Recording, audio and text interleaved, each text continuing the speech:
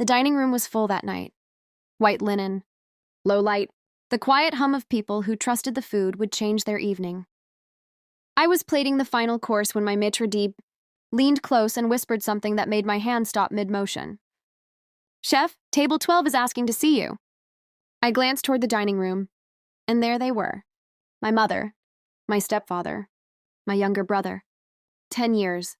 10 years since the night she threw a trash bag of my clothes onto the front lawn and said the words that carved themselves into my bones. "We can't afford to feed you anymore." Now they were sitting in my restaurant, and they had the nerve to smile.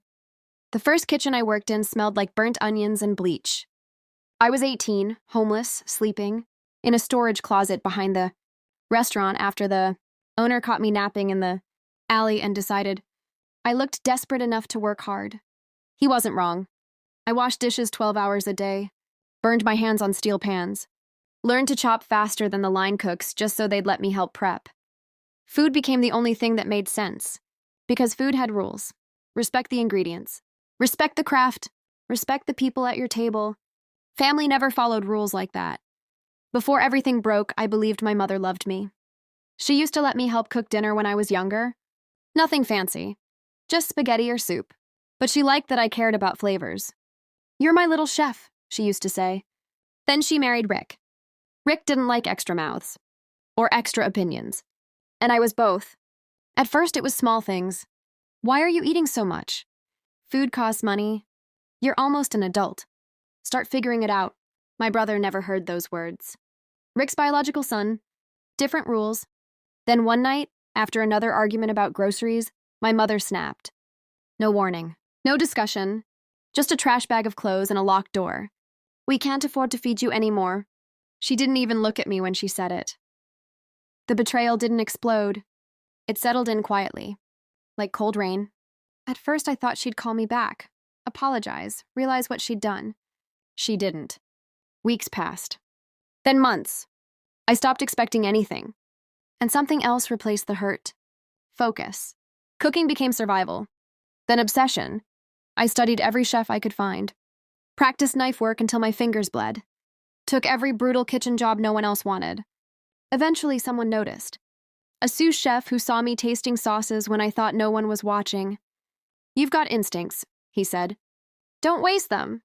He pushed me harder than anyone ever had. 2 years later, I followed him to a real restaurant. 5 years later, I was running my own kitchen. 8 years later, we earned our first Michelin star.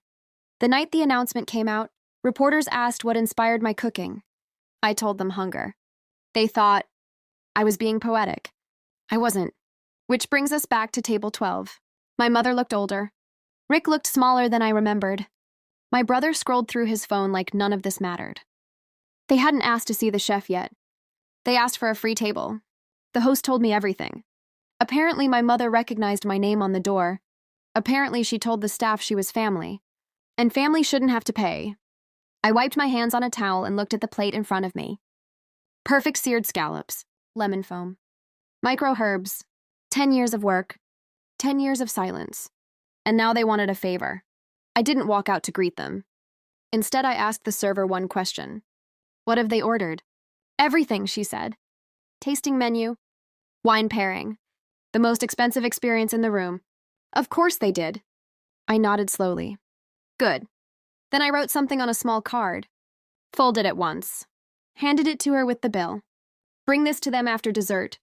She hesitated. "Are you sure?" I smiled. "Oh, I'm very sure." From the kitchen pass, I watched. Course after course left the line. They ate everything. Rick laughed loudly at one point. My mother kept glancing toward the kitchen doors like she expected me to come hug her. I didn't. Dessert arrived. Chocolate sphere. Raspberry core. Hot caramel poured tableside. My signature dish.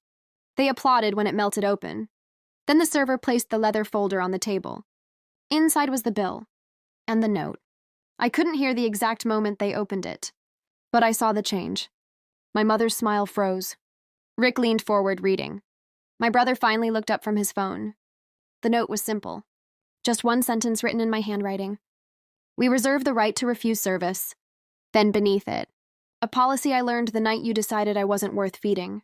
The bill was $1,248, no family discount. No special treatment. Just the price of the meal they chose. Rick stood up first.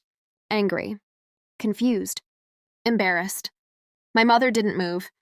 She stared toward the kitchen doors like she finally understood something she should have realized a decade ago. This wasn't revenge. This was balance. They paid. I watched the receipt print in the office. Card approved. Tip included. Then they left through the front doors like strangers. No confrontation. No apology. Just silence. Later that night, when the last guest was gone and the kitchen was quiet, I sat alone at the chef's counter. 10 years ago, someone decided I was too expensive to keep around. Tonight, they paid full price to sit in my world. Funny how things work out. I poured myself a small glass of wine and looked around the dining room. Every table full. Every plate earned. Hunger built this place. But discipline kept it standing. And the best part? Tomorrow night, the reservation list is already full. If my family ever wants another table, they can try booking like everyone